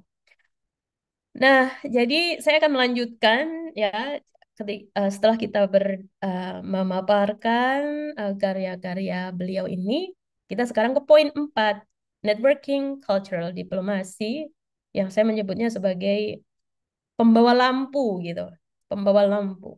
Seorang perempuan yang membawa pelita lah ya, sebagai seorang yang membawa pelita untuk menghalau kegelapan seperti itu melalui kemampuannya dalam berjejaring dan juga berdiplomasi ya uh, melakukan kegiatan bersosialisasi dengan bangsa-bangsa lain, tidak hanya yang bangsa-bangsa yang ada di Indonesia, tetapi juga bangsa-bangsa yang berada di luar dari Indonesia atau negara lain gitu. Jadi bagi penemuan dalam penelitian ini memperlihatkan bahwa Ibu Chua Hin Hui itu adalah seseorang yang sangat penting kalau kita berdiskusi tentang simbol agama Buddha. Ya, jadi kita mengenal ya semuanya tentang mengenal bendera Buddhis ya, bendera Buddhis yang kita kenal hari ini itu pertama kali hadir di Indonesia itu tahun 1936 ya. Uh, saya harus mengecek lagi, itu tulisan saya udah lama. Uh, jadi beliau membawa bendera Buddhis itu dari Singapura, dari komunitas Buddha Sri Lanka yang ada di Singapura pada waktu itu. Jadi beliau diundang ke sana untuk mengikuti perayaan Waisak di Singapura ya. Kemudian ketika beliau akan pulang, beliau diberikan bendera Buddhis dan kemudian diberi pesan oleh biku di biku Sri Lanka yang ada di Singapura dan juga biku Narada. Beliau berpesan, kibarkanlah atau pasanglah bendera Buddhis ini di rumah-rumah orang Buddha ketika Waisak. Nah, ini yang mungkin kalau kita bicara tentang sejak kapan orang umat Buddha itu memiliki tradisi memasang bendera di depan rumah ketika misalkan Waisak atau acara-acara tertentu, baik itu di apa bendera di sekitar wihara atau di altar itu. Akarnya ada di sini. Jadi pertama kali praktik itu dilakukan adalah tahun 1930-an ini ketika Bu Wisaka Gunadarma ini memberi di apa menerima bendera Buddhis ya, dan kemudian diberi pesan oleh Bhikkhu Narada untuk memasang bendera Buddha ini di baik di altar misalkan atau di wihara apa namanya di kelenteng ya pada waktu itu ya, atau di depan rumah seperti itu. Tapi benderanya pada waktu satu, jadi beliau didorong untuk kemudian membuat bendera-bendera Buddhis ini dan dibagikan pada komunitas Buddha di Indonesia pada waktu itu. Nah, itu tentang betapa pentingnya beliau ketika kita berbicara tentang simbol-simbol agama Buddha di Indonesia. Yang lainnya adalah masih di poin 4 itu tentang memelihara jejaring dengan orang-orang Buddha, komunitas Buddha di luar Indonesia. Jadi misalkan Bhikkhu Narada, kemudian komunitas Buddha Sri Lanka yang ada di Singapura, karena pada waktu itu banyak sekali komunitas Buddha dari Sri Lanka itu yang tinggal di Singapura, karena Singapura pada waktu itu juga merupakan jajahan Inggris sama dengan Sri Lanka, seperti itu. Jadi Bu Wisaka Gunadarma pada waktu itu she also traveled apa namanya? Beliau juga be- uh, beliau juga pergi ke luar negeri seperti itu. Ya, jadi beliau juga melakukan perjalanan-perjalanan gitu dalam misinya uh, tentang yang berhubungan dengan agama Buddha ini. Beliau pergi ke Singapura ya untuk memenuhi undangan misalkan. Terus selanjutnya kita bisa melihat beliau juga menjadi uh, representatif dari umat Buddha di Indonesia. Ini foto ini baru saja saya dapatkan dari Museum UGM ya. Di Museum UGM itu mendapatkan satu hibah foto dari keluarga mendiang Bapak Purbacaraka. Dan di foto ini kita bisa melihat di bagian pojok ini ada Ibu Wisaka Gunadarma di sini. Ini beliau pada waktu itu menjadi salah satu delegasi untuk menghadiri internasional seminar internasional tentang Buddhist culture, tentang budaya dan seni Buddha pada waktu itu di India tahun 1956 dalam rangka Buddha Jayanti.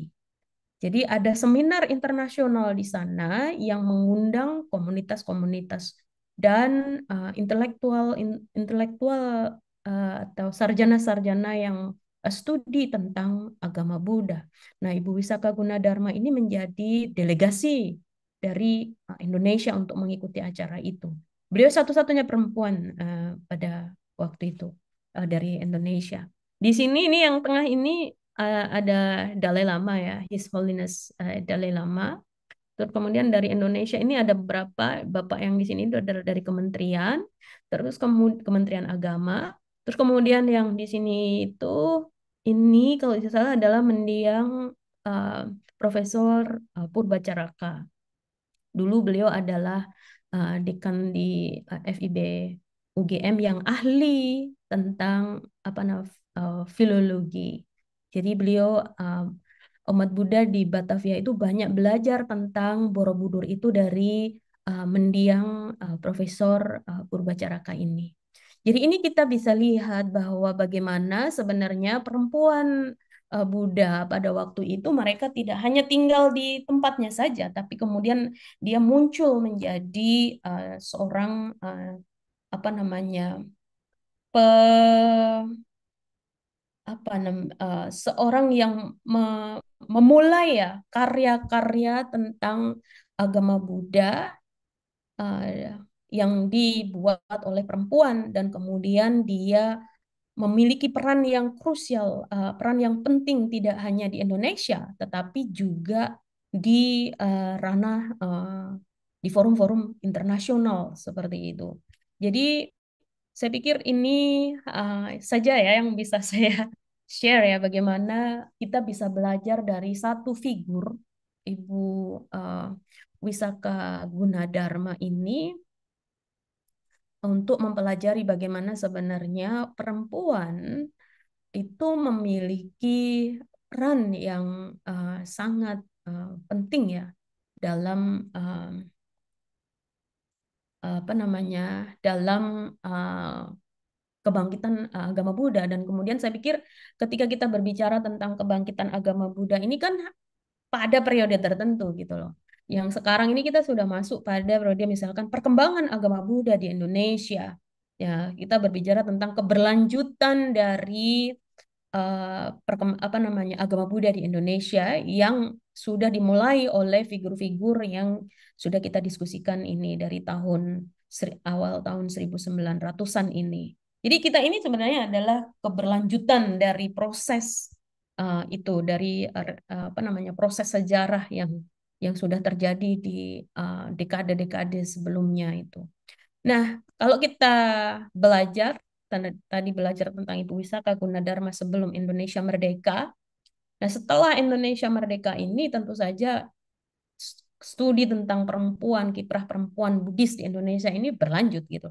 Salah satunya yang bisa kita lihat itu adalah mendiang Ibu Parwati Supangat itu. Beliau seorang perempuan priayi intelektual dari Solo ya, dulu belajar psikologi di UGM gitu. Jadi saya sempat bertemu dengan mendiang ya Ibu Parwati Supangat tahun 2014 di kediaman beliau di Bandung gitu. Jadi kita bisa lihat lagi di sini bagaimana peran dari Ibu Parwati ini juga sebenarnya uh, peran yang hampir sama dengan yang dilakukan oleh Ibu Wisaka Gunadarma. Kita bisa lihat di sini misalkan Upasika mana ya Ibu R.A. Parwati ya pada waktu beliau sudah selesai S1-nya. Itu beliau menjadi bagian dari redaksi dari majalah Buddhis ini gitu. Jadi beliau menjadi bagian dari majalah Buddhis yang diterbitkan tahun 50-an di Indonesia. Nah, kita bisa lihat lagi nama-nama lain di sini. Jadi ada Karunananda Lee King Neo ya. Dan Ibu Parwati ini adalah seorang Jawa Bumiputra seperti itu ya. Jadi kita bisa melihat bagaimana kemudian perempuan-perempuan yang mengambil peran ini kemudian meluas gitu.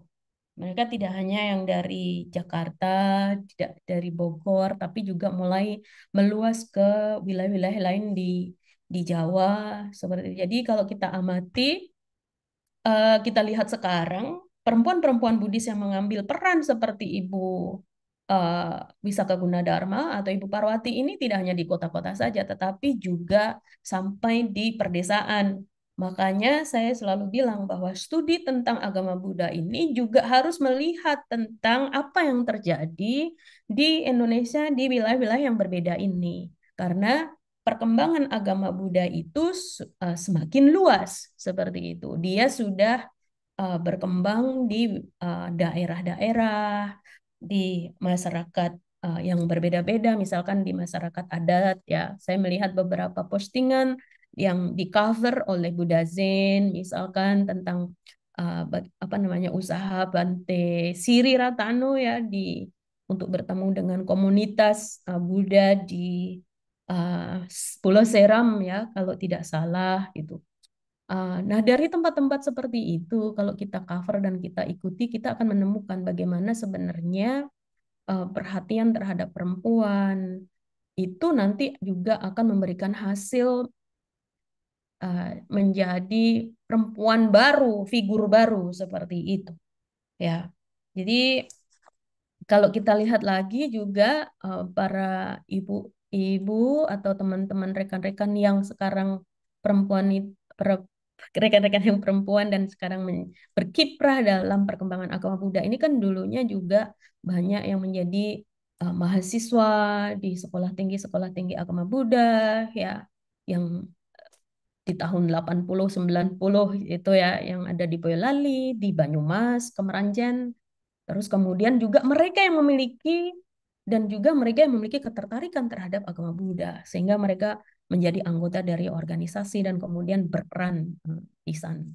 Nah, itu menutup apa namanya uraian eh, kita ya pada malam hari ini. Jadi sangat penting untuk mengetengahkan peran perempuan ini karena mereka memiliki realit apa kadang memiliki dihadapkan pada masalah yang berbeda-beda dan kemudian memiliki pendekatan yang berbeda juga dalam uh, mengembangkan dalam upaya mengembangkan agama Buddha ini. Jadi ya, mungkin itu dulu Pak Adi ya, uraian dari saya. Semoga kita bisa berdiskusi lebih uh, Wah, lanjut ini dan kisah yang ya, sangat menarik nih tentang ya tentunya karena keterbatasan waktu kita nggak mungkin terlalu detail tapi paling nggak kita dengan satu sampel gitu ya kita bisa melihat ya dari perjuangan daripada Ibu Wisaka Gunadarma lalu juga tadi sempat disinggung oleh Ibu Pawarti Supangat tentunya kita bisa lihat ini sangat luar biasa kalau buat saya ya terutama karena saya mengambil backgroundnya juga dengan gerakan persamaan hak wanita di zaman itu yang memang berbarengan kan ini gelombangnya kan memang nggak ada yang steril kan semuanya ini karena berbarengan gelombangnya juga Indonesia ternyata bisa dibilang mungkin cukup progresif ya kalau kita lihat seperti ini. ya, ya Gimana betul. menurut Bu Ya, Yulianti gitu? ya. Dan setelah Indonesia merdeka kan makin banyak lagi kan Betul. apa namanya perempuan-perempuan yang menjadi bagian dari perkembangan agama Buddha. Jadi kalau kita lihat di majalah Buddhis itu kita di sana itu makin banyak cerita Buddhis ya. Jadi apa namanya aspek seni dan literatur agama Mm-mm. Buddha itu banyak sekali tahun 50-an. Jadi cerita-cerita Mm-mm. Buddhis, terus dalam bentuk ilustrasi gambar seperti Mm-mm. kartun, terus Mm-mm. puisi, terus Iya. kemudian apa namanya eh, karangan ya berbentuk karangan lagu itu banyak sekali. Jadi aspek Hmm. apa namanya para perempuan ini mereka menghadirkan karya yang sangat variatif gitu. Ada yang berupa puisi, Hmm. puisi-puisi Buddhis, terus kemudian ya gambar, ilustrasi di mana itu di cover majalah tadi itu dibuat oleh putrinya mendiang Pak Goengjan dari Surabaya. Hmm. Oh, Saudaranya Ani Ibu Shelly ya. Shelly ya Ya. dari Surabaya itu. Jadi ilustrasi itu dibuat oleh perempuan juga Hmm. gitu. Hmm. Jadi kalau kita misalkan ada yang tertarik berbicara tentang Buddhism art and tentang seni, karya seni dan karya sastra Buddha tahun 50-an itu banyak sekali. Hmm. Nah, yang Cuma, ditulis oleh para perempuan cuma gitu. memang kita saat ini ya itulah ya kurang ter apa kurang terkumpulkan ya. Nah, Ya, betul. Ya. atau bukan cuma tidak dikumpulkan tapi kurang disosialisasikan juga karena bahkan umat Buddha sendiri jarang yang tahu sejarahnya gitu ya Bu Yulianti. Ya, dan apa namanya cara pengajaran pengenalan agama Budanya juga sangat variatif tahun-tahun itu ya. Jadi Hmm. kita kan bisa lihat kayak ya puisi tadi. Saya suka banget baca-baca puisi Hmm. mereka. Oke. Terus kemudian ilustrasi-ilustrasi lagu seperti itu tuh kan menyebutkan bahwa sebenarnya pengajaran agama Buddha atau pengenalan agama Buddha di awal-awal Hmm. itu ya banyak tidak hanya dilakukan melalui ceramah dan kegiatan formal, tetapi juga Hmm. melalui karya-karya yang karya sastra, karya seni seperti Hmm. itu. Jadi bahwa seni, sastra, budaya itu memang menempati ruang yang penting dalam perkembangan agama Buddha pada waktu itu. Gitu. Jadi ya mungkin itu yang bisa saya tambahkan. Iya, menarik bahwa bagaimana peran bahkan sampai level internasional tadi ya bisa dilakukan oleh Ibu Wisaka Gunadarma sementara di era yang pada saat itu ya 1930 Amerika gerakan suffragette masih ditangkepin polisi gitu kan. Iya, Ya iya betul betul. kan Bu Yulianti ya. Hmm, Gitu. ya. Dan yang foto tadi itu yang saya tampilkan terakhir itu tidak ada di buku saya karena saya belum menemukan. Oh gitu. Karena foto itu baru dihibahkan oleh keluarga mendiang Pak Heeh. Profesor Purbacaraka itu baru-baru ini saja. Jadi waktu saya Ah, berkunjung ke Museum UGM itu saya bilang, ah, ini foto ah. apa? Kok ada Dalai Lama segala macam. Oh Oh, gitu, itu luar Saka biasa ya. Gunadarma juga. Iya, iya, iya, iya. Jadi memang sangat luar biasa sekali ini. Ya, Saling kait mengait ya. Tadi juga iya, saya tadi siang saya sempat lihat-lihat ada sahabat karib daripada Bu Wisaka kayaknya waktu mendirikan Manblat Istri itu. Namanya mhm. Ibu Betsy Chung Sin Nyo kalau nggak salah Ya, ya. betul, ya, ya, Ya, ya, betul, sahabat karibnya itu. Beliau ya, juga luar biasa bahkan sampai memperjuangkan persamaan hak memilih wanita di Volksstraat Belanda ya, di betul, tempat ya, ya, Indonesia ya, sampai ya, akhirnya diizinkan bahwa wanita itu boleh memilih dan memegang jabatan di Hindia Belanda gitu ya. Jadi betul, iya, betul, orang-orang betul sekali, ini iya. dahsyat sekali gitu ya. Ya, sebenarnya kiprahnya Bu Wisaka Gunadarma ini juga tidak terbatas pada era kolonial ya. Era iya. Tahun setelah apa namanya penjajahan Jepang, terus kemudian masuk ke masa revolusi Indonesia Mm, ya, Indonesia mm, Merdeka dan masa revolusi itu, Ibu Wisaka Gunadarma kan kembali aktif tahun 50-an. Nah, tahun mm, 60-an itu beliau berusaha untuk merevive ya, mm. membangkitkan kembali majalah-majalah yang dulu sempat di stop ya karena Ya, masa kacau, masa perang ya, seperti itu ya. ya, Jadi beliau kembali lagi sangat aktif itu di tahun 60-an. Jadi ada majalah yang disebut Tribudaya itu ya. yang di sana sebenarnya banyak sekali kalau kita mau melihat kiprah beliau pada era setelah Indonesia Hmm. merdeka yang belum kita cover di sini ya. Betul. Biar penasaran, jadi saya kasihnya Biar dikit-dikit gitu. iya, kita memang berhadapan dengan era yang luar biasa yang bisa dibilang golden era ini ya. Memang semua Ya, kondisinya pas, hmm, internasionalnya mendukung juga sehingga akhirnya apa namanya bisa ini ya, bisa bisa ya, akhirnya istilahnya menjumpstart ya, Indonesia Buddhisme yang tidur panjang itu ya, ya, bangin ya, lagi, bangun lagi ya, gitu ya. ya. Saya berharap ini makin menginspirasi teman-teman perempuan dan teman-teman laki-laki ya. Jadi untuk Iya, mengadvokasi sebuah inisiatif seperti ini ya. Karena iya, seperti Ibu Wisaka Gunadarma itu kan juga mendapatkan dukungan dari keluarganya. Jadi dari latar belakang keluarganya sangat-sangat menentukan untuk iya. beliau bisa berkiprah seperti itu. Betul, betul sekali. Ya, Hmm. jadi ini mohon maaf di tempat saya tiba-tiba hujan deras sekali, jadi Santai, santai. audionya agak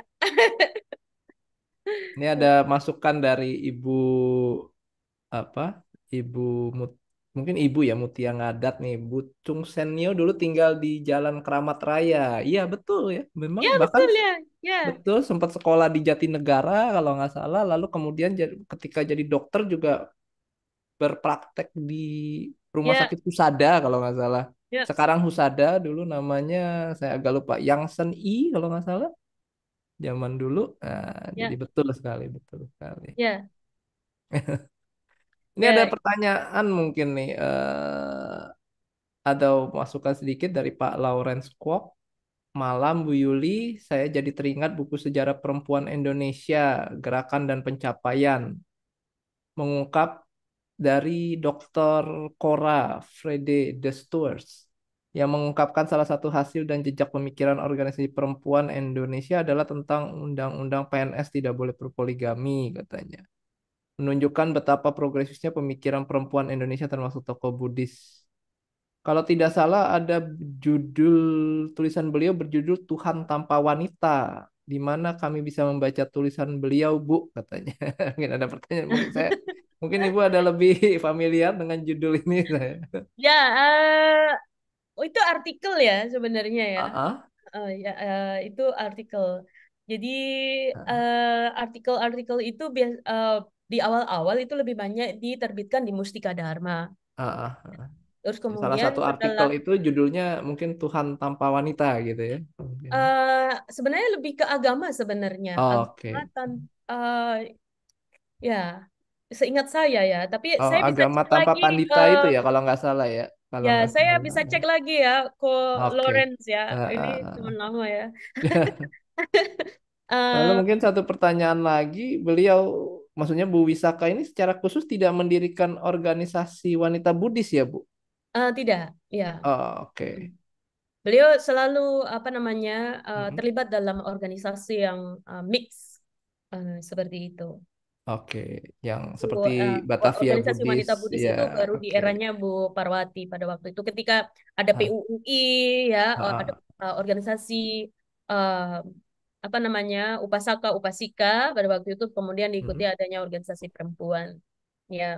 Tapi di eranya Bu uh, Wisaka Gunadarma ini saya masih menyebut bahwa era itu adalah era non sektarian ya. Jadi ya, semuanya masih menjadi satu seperti itu karena beliau lahir dari era yang berbeda dengan mm, Ibu Parwati pada waktu itu. Jadi em, mereka mereka menjadi apa namanya terlibat dalam apa namanya masa yang sama ya di mm, setelah Indonesia merdeka. mm, Tetapi era berkembangnya Ibu Wisaka Gunadarma ini dimulai jauh lebih awal daripada mm, Ibu Parwati ini. Jadi alam tentang perkembangan agama Buddha pada eranya mm. Bu Parwati dan Ibu Wisaka ini sedikit berbeda. Situasi dan kondisinya udah, Ya, challenge-nya juga mungkin ya, udah berbeda ya, ya, Bu ya. Yulianti Bu ya. Parwati pada waktu itu mahasiswa ya, partly tahun 50-an Ah, itu beliau apa namanya masih mahasiswa dan mm. bersama dengan Pak Oka Diputra ya beliau menjadi beliau mendirikan like uh, Buddhist Study Club ya di Yogyakarta itu Ah, ya. oke. Jadi Tadi klub. nanti nih kalau namanya mau berubah lagi adalah Buddhist Study Club. Ya mudah-mudahan ini Kita punya studi menginspirasi kelas nanti ya kan. Buddhist Study Club di banyak wilayah gitu ya di tanah Nanti air gitu setelah mudah-mudahan. Indonesia merdeka, beberapa Betul. apa namanya organisasi Buddha itu apa namanya forum studi mereka disebut klub Oh, Buddhist oke. Study Club. Tadi klub. Iya. Oke, oke.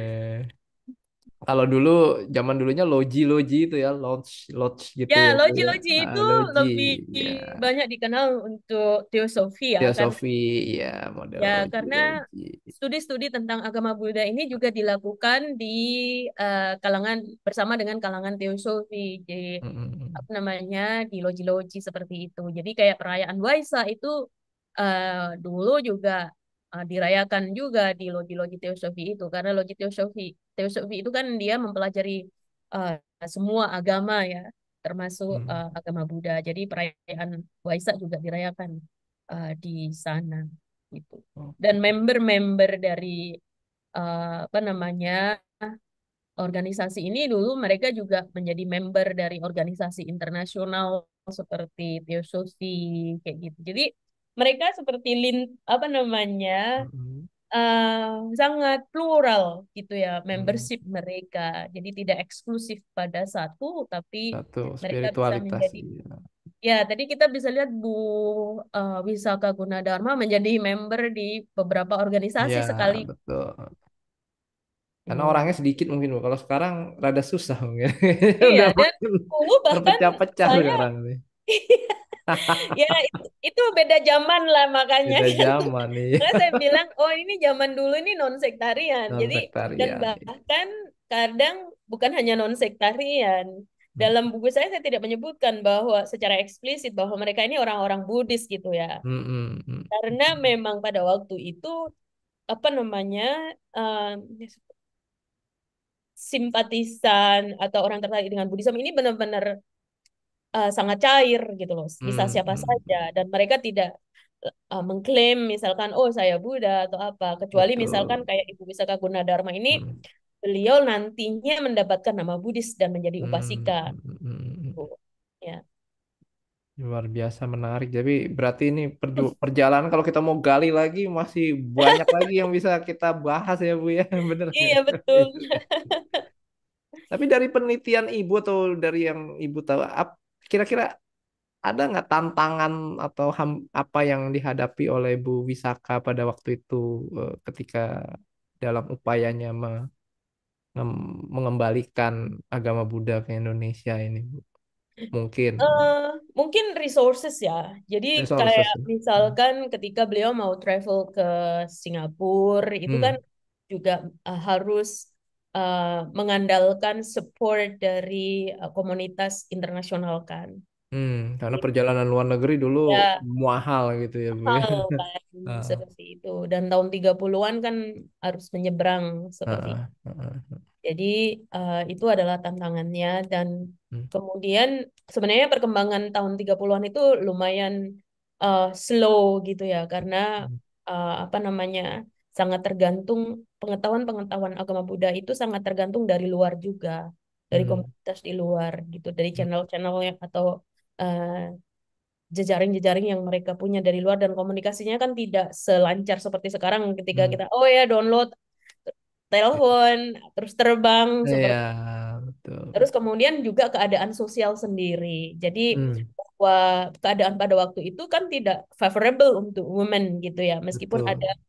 apa namanya gerakan perempuan uh, pada waktu itu mulai berkembang, tapi kan tidak leluasa juga, sangat terbatas seperti itu.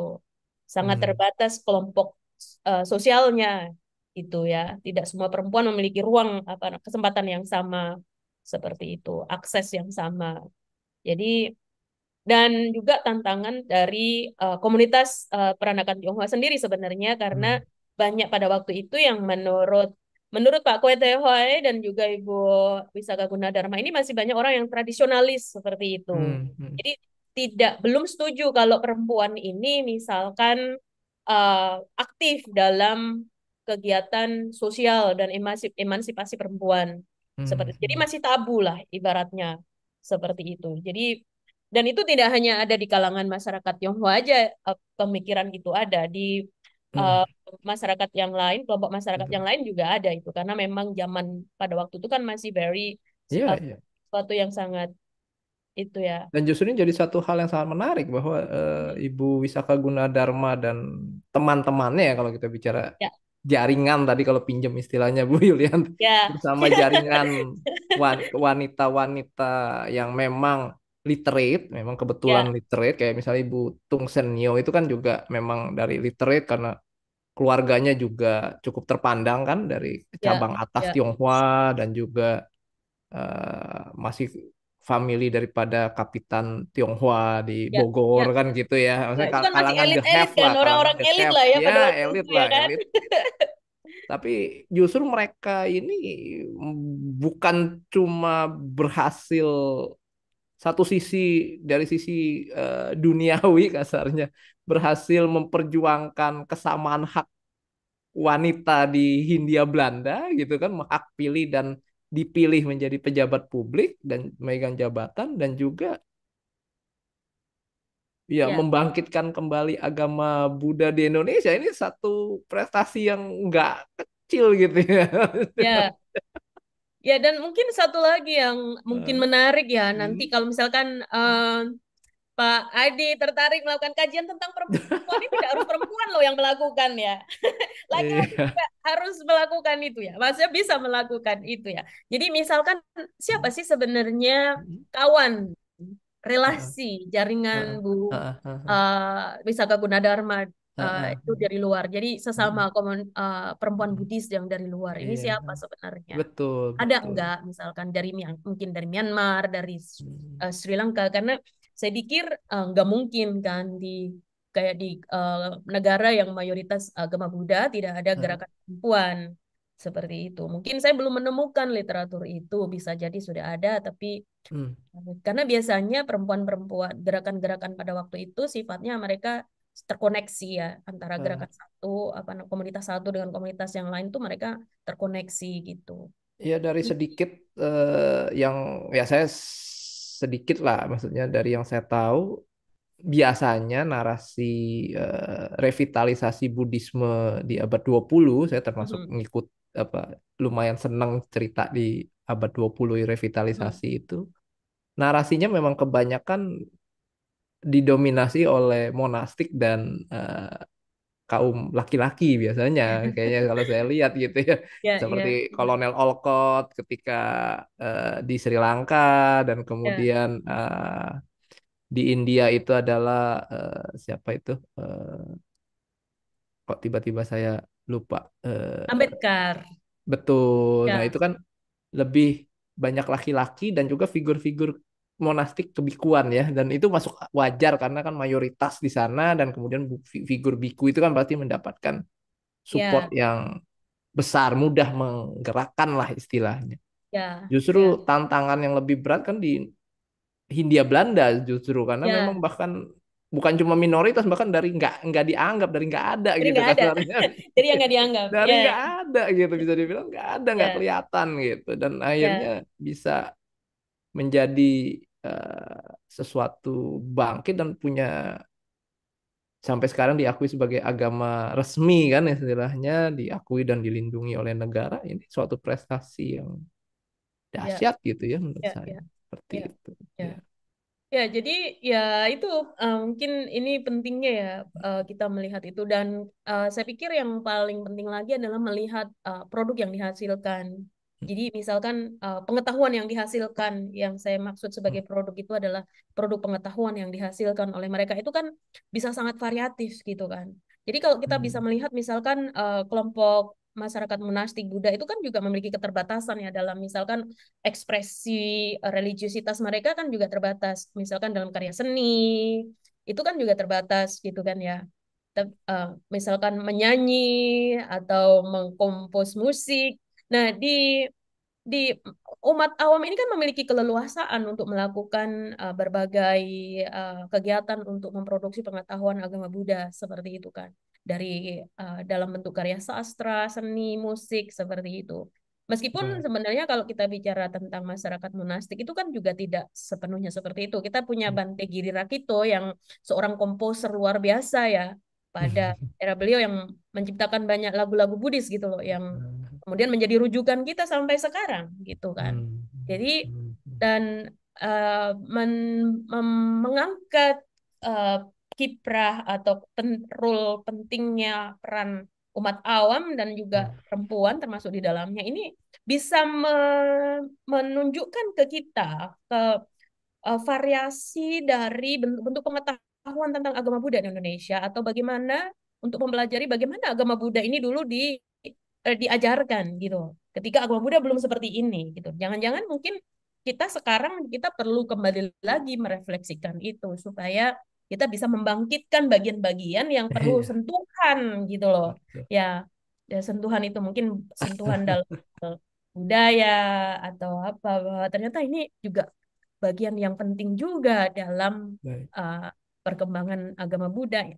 Dalam konteks Indonesia yang beragam apa ya Nah, latar belakang budaya seni dan segala macam gitu kan ya ini seru jadi sekali nih diskusi kita, nggak terasa udah 9:15 ini. Mungkin satu iya satu closing statement mungkin dari Bu Yulianti, entah pesan atau kesimpulan atau apa yang ingin disampaikan kepada audiens ini, Bu.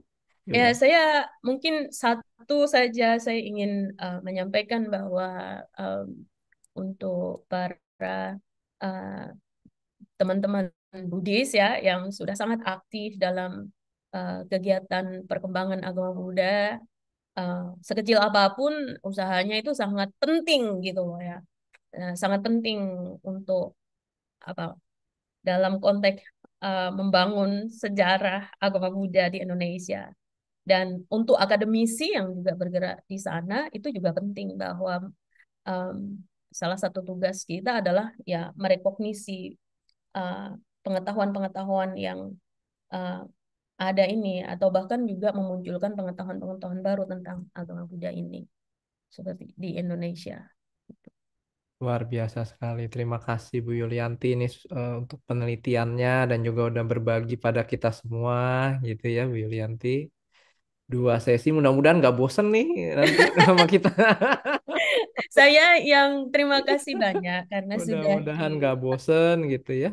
Saya karena kira sudah terima kasih ya. diundang untuk berbagi gitu ya, sharing, berbagi, sharing, diskusi di forum ini. Baik. Ya, dengan kontribusi kecil yang saya berikan. Wah, nggak kecil ini luar biasa sekali. Terima kasih banyak Bu Yulianti ini. Saya yang terima kasih banyak dalam untuk semuanya yang terlibat KBTI dan juga teman-teman komunitas uh, dan umat Buddha di manapun berada. Baik, mungkin demikian bincang singkat dan pemaparan hasil penelitian daripada Ibu Yulianti, Bapak Ibu, teman-teman sedama dimanapun berada ya. Tentunya nggak ada gading yang tidak retak ya. Jika ada kekurangan, kesalahan, saya, Diansa, Ibu Yulianti, mohon maaf yang sebesar-besarnya. Semoga apa yang disampaikan bisa tadi harapannya Bu Yulianti ya bisa tercapai, bisa menginspirasi banyak wanita dan juga bapak-bapak dimanapun berada untuk berkarya, baik itu di organisasi maupun hal-hal lain yang bisa membantu mem- menyebarkan Buddha Dhamma di Nusantara ini. Terima kasih. Saya kembalikan kepada Pak Kevin. Terima kasih. Terima kasih kepada Bu Yulianti atau Dr. Yulianti dan juga Pak Diansyah yang sudah memandu acara dalam Dhamma Desain yang disampaikan oleh Dr. Yulianti pada malam hari ini. Setelah serangkaian banyak acara yang telah kita lalui, semoga apa yang telah disampaikan dapat kita pahami dan juga diterapkan dalam kehidupan kita masing-masing. Sebelum kita menutup acara pada malam hari ini, marilah kita melakukan satu perbuatan kebajikan lagi dengan melakukan pelimpahan jasa. Punya sida nikatasa yananya nikata nime te sanca bagino hontu sattanantap pamanaka ye piya gunawanta ca mayang mata pita dayo ittha me capya dittawa anye macet tawerino satta titanti lokasming te bumma catuyonika pance kacatuwokara sangsaranta bawa bawe nyatang ye patidaname anumodantu te sayang ye cimang napajananti dewa te sang niwedayung maya dinna napunyenang anumodana hetuna sabbe satta sada hontu awera sukajiwino kema padanca pappontu tesa sasijatang subha.